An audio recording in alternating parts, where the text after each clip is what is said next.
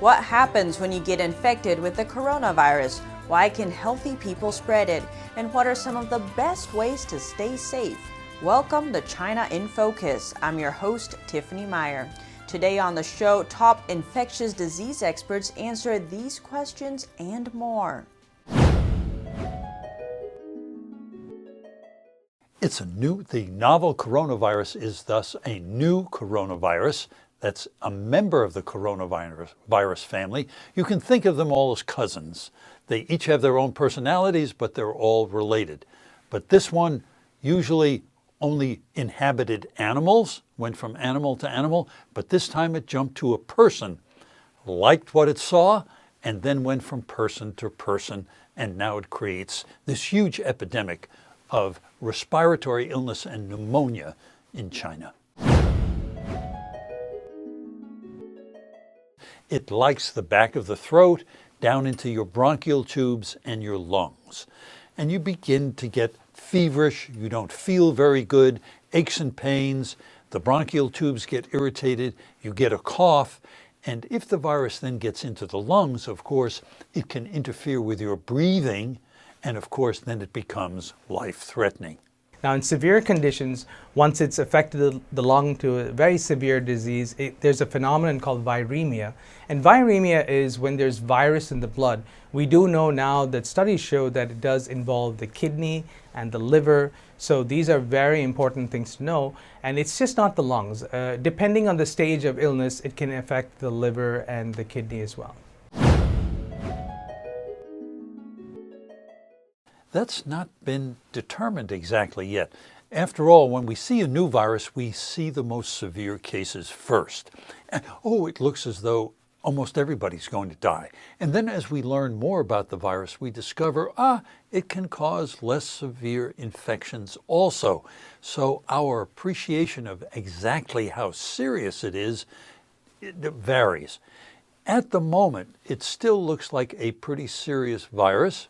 The current estimates are about 2% of the people who get infected actually die. That's a very high number. For example, influenza, another respiratory virus, it's down less than 1%. I'm not sure that 2% will always be the same number. We'll have to see as further investigations are undertaken. Somebody's close to you, breathes it in, and it can spread to them very, very readily. We also think that at least on some occasions, people who are not yet sick, they're still healthy, they may be able to spread the coronavirus, even though they don't have any symptoms yet. That would make it even more contagious. We don't know if that's frequent, but we know it's possible. So if I get exposed to the coronavirus, I breathe it in. It takes a little while for that coronavirus to establish itself and start to make me sick. And that can be a matter of days. In fact, it is thought that it probably can extend even 14 days and maybe even longer before I become sick. We call that the incubation period. During that period, the virus is multiplying in my body. I'm not sick, but at some point, there may be enough virus in my body so that when I breathe out, it already has the virus in it. And so I can be spreading it to others who don't know that I have the virus because I'm still healthy. The coronavirus is spread principally by close face-to-face contact. The virus is in my lungs. I breathe out. You can't see it because you have to look under the microscope, but they're tiny little viral particles. I breathe them out, and if you're standing within, let's say, 3 feet of me, you breathe in, and you take some of my virus with you, and that's the way you become infected. It's a very efficient way to spread viruses from person to person. And that's why it spreads so widely, so quickly. It can also be like if you have someone who's gone to the bathroom, not cleaned up, you do this over here, and you put that over here. That's what's called fecal-oral transmission. So, well, it happens, yeah. People just, they don't know. That's why when you touch something, it's very, let's say a doorknob. These are what's called high-touch areas. So when someone goes to the bathroom, you know, they don't clean up properly, they touch the door, they leave, the next person comes in, and they touch the door, and later on in the day, they're doing this, and that's what's called fecal-oral transmission.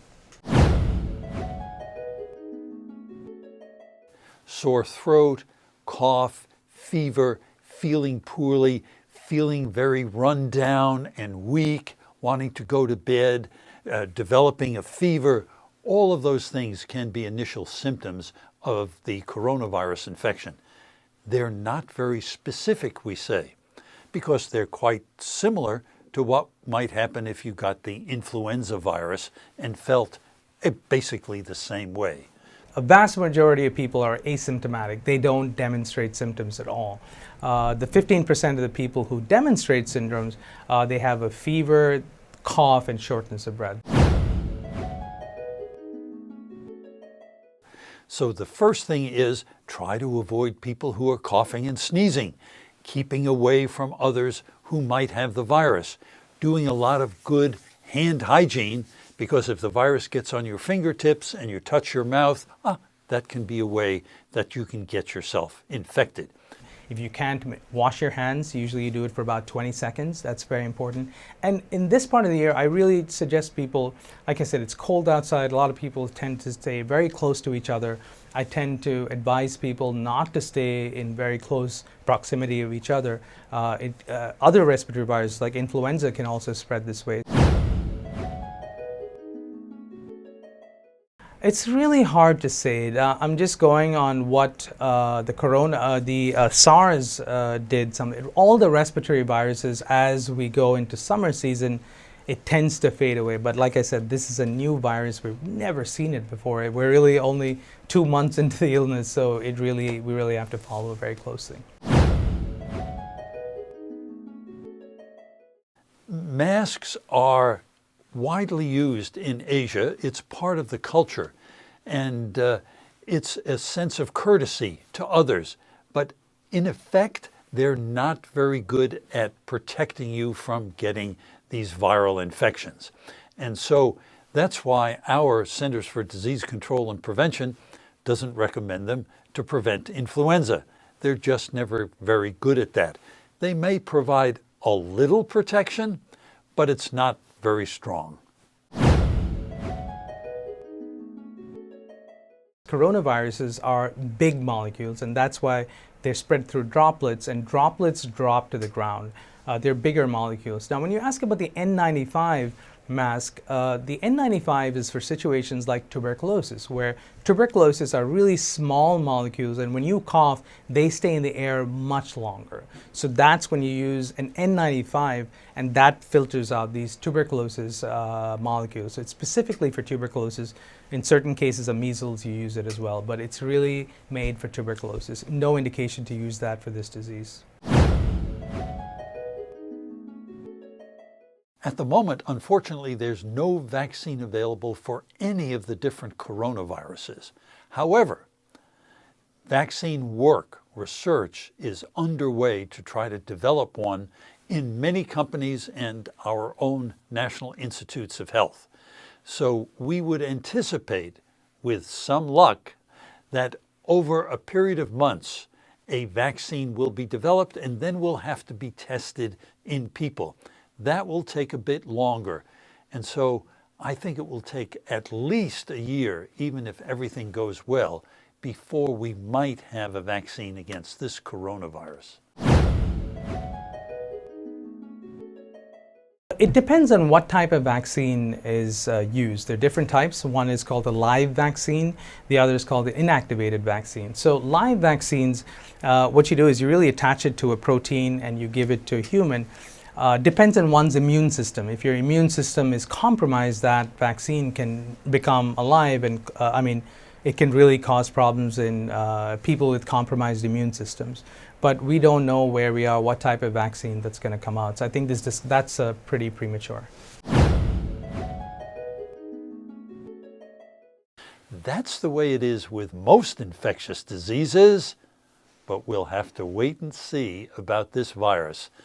We're still learning a lot about that. It depends on what number of strains are out. Now, what you have right now is we have a coronavirus that's circulating. This is one particular strain.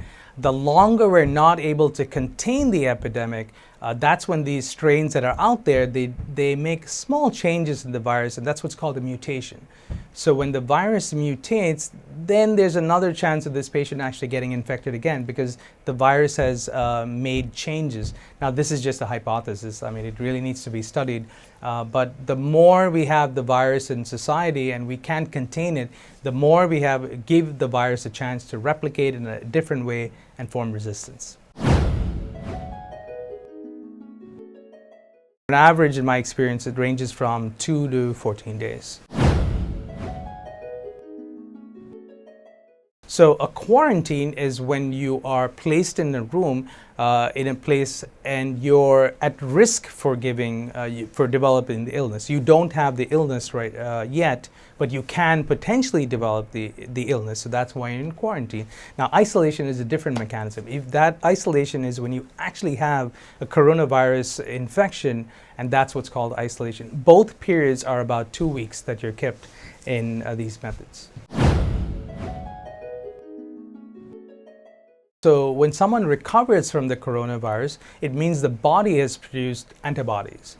And the body is able to fight the virus. At a period of time, the virus actually goes away. So based on the severity of probably what you went through, like you may have residual lung effects, or you may have residual kidney effects, or liver effects. It really depends on the severity of illness, and that's how it's done. We do not have a specific drug that can fight the virus yet. That's where a lot of research is underway. At the moment, many people do get better, but they get better because their body fights off the infection. We can treat them by giving them supportive care, making sure their bodies are in the best shape while it fights off the infection. If the pneumonia is bad enough, we'll use ventilators to help the person breathe. And when that happens, we also have to watch their kidney function, their heart function, how their blood clots, making sure that they don't get bed sores when they're very, very sick. All of those aspects of supportive care while their body's immune system is fighting off the virus.